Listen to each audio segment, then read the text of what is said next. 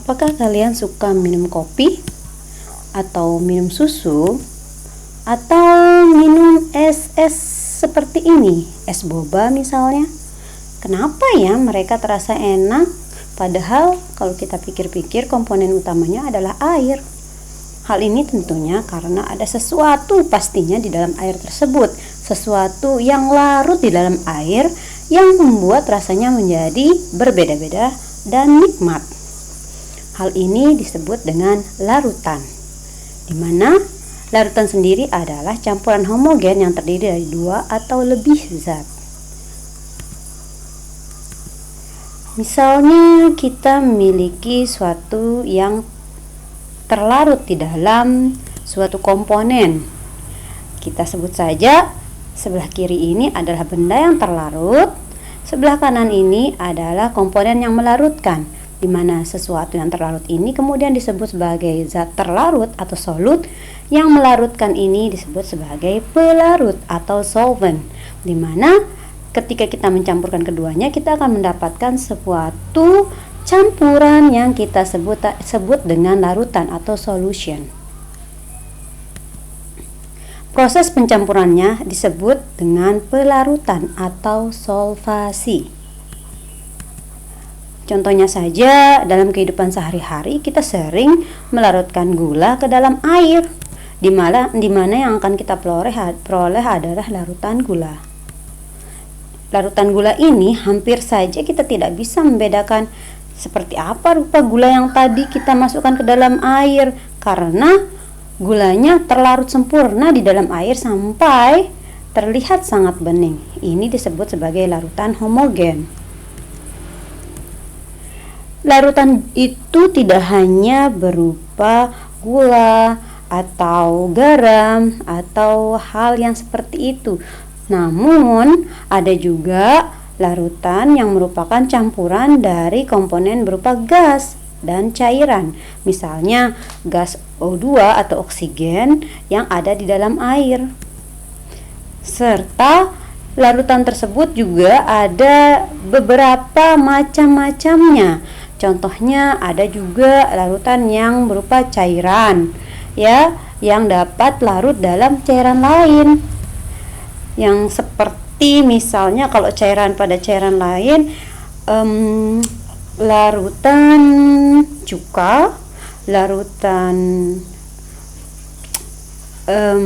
apalagi ya, contohnya larutan alkohol dan seterusnya. Kemudian ada juga gas yang larut dalam gas lain, serta ada juga larutan padat, misalnya alloy, yaitu campuran logam dan mineral tertentu. Ketika gula dan air kita campurkan, kemudian konsentrasi atau berapa ya jumlah gulanya secara tepat, atau berapa ya jumlah airnya secara tepat yang kita campurkan, bagaimana mendefinisikan jumlah dari keduanya sehingga kita memperoleh suatu campuran ini? Hal ini disebut dalam konsentrasi larutan, yaitu menyatakan secara kuantitatif atau jumlah real komposisi zat terlarut dan pelarut di dalam larutan. Di mana ketika kita memiliki larutan, contohnya saja di sini kita punya larutan, konsentrasinya umumnya dinyatakan dalam perbandingan jumlah zat terlarut dengan jumlah total zat dalam larutan, atau dalam perbandingan jumlah zat terlarut dengan jumlah pelarut. Dalam hal ini dapat dihitung dengan molaritas, yaitu M besar sama dengan N per V, di mana N-nya adalah mol zat terlarut dan V-nya adalah volume larutan dalam liter.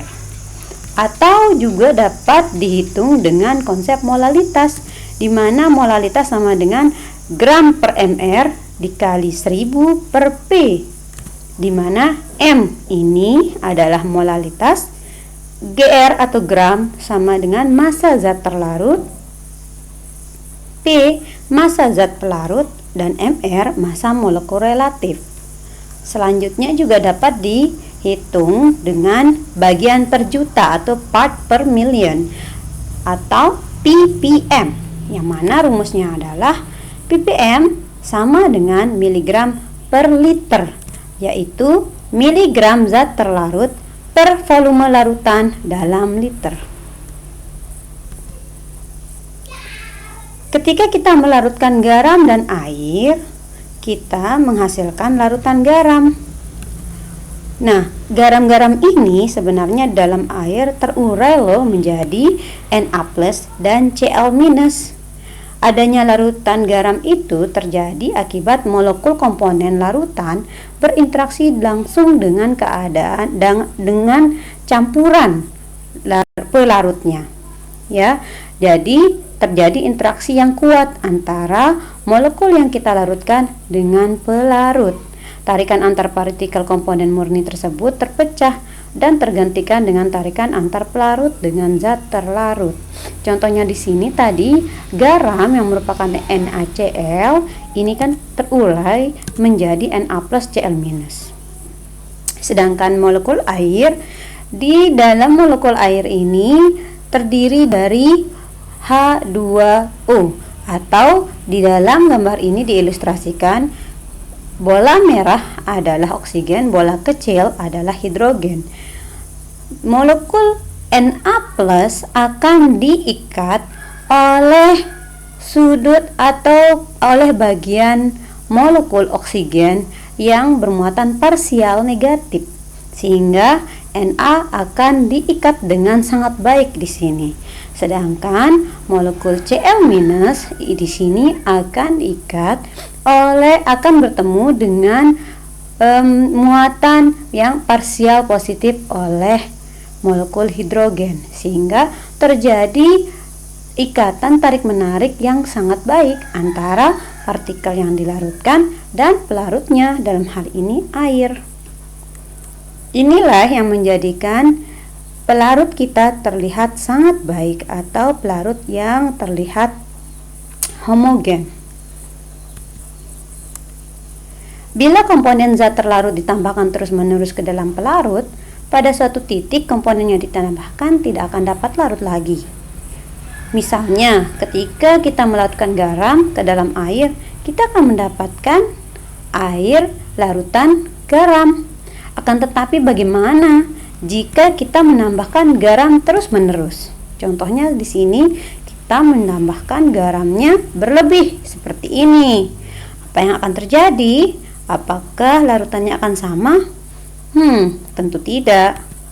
Akan terjadi gumpalan di dasar gelas. Apa itu? Tidak hanya gumpalan, bisa jadi berupa endapan. Tidak mesti gumpalan, tapi endapan pasti terjadi. Endapan ini apa sih? Ini merupakan bukti bahwa terjadinya garam ini tidak lagi terlarut dengan baik ke dalam air. Loh, kok bisa? Padahal tadi ketika garam ditambahkan ke dalam air itu terlarut dengan sangat baik, tapi ketika kita tambahkan terus-menerus kok dia tidak larut. Hal ini disebut dengan larutan dalam keadaan jenuh atau larutan jenuh, yaitu posisi ketika larutan sudah tidak mampu lagi tercampur dengan baik, yaitu ketika pelarutnya memiliki jumlah yang sangat lebih jauh atau berlebih dibandingkan dengan pelarutnya, sehingga zat terlarut tidak lagi terlarut dengan baik ke dalam pelarut. Selanjutnya jenis-jenis larutan. Ada berbagai macam jenis larutan di sini. Di dalam tabel yang saya sadur dari Wikipedia, di sini diberikan beberapa contoh jenis-jenis larutan. Sebelah kiri kita lihat jenis-jenis pelarutnya, sebelah kanan ini adalah zat terlarut. Ketika pelarutnya adalah gas dan zat terlarutnya adalah gas, di sini kita memiliki contohnya berupa udara, di mana dalam udara ada gas oksigen dan gas-gas lain seperti nitrogen, ada juga sebagian karbon dioksida dan gas hidrogen dan seterusnya. Selanjutnya ketika pelarutnya adalah cairan, sedangkan zat terlarutnya juga adalah cairan.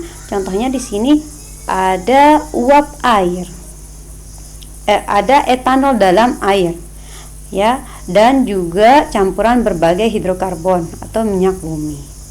Kalau pelarutnya adalah cairan, sedangkan zat terlarutnya adalah gas, di sini kita memiliki contohnya air terkarbonasi atau karbon dioksida di dalam air.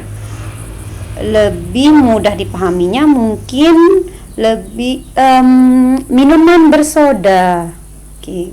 Jadi itu merupakan jenis larutan cairan yang di dalamnya terdapat gas, sehingga ketika teman-teman minum minuman bersoda itu terasa seperti pengen sendawa, karena gas dari soda yang ada di dalam minuman yang dikonsumsi tersebut akan terdorong keluar menjadi sendawa.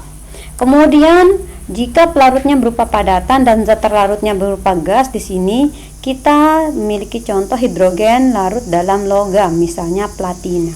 Atau padatan dan cairan, ketika pelarutnya adalah padatan sedangkan zat terlarutnya adalah cairan, ini kita memiliki air dalam karbon aktif atau uap air dalam kayu, dan seterusnya.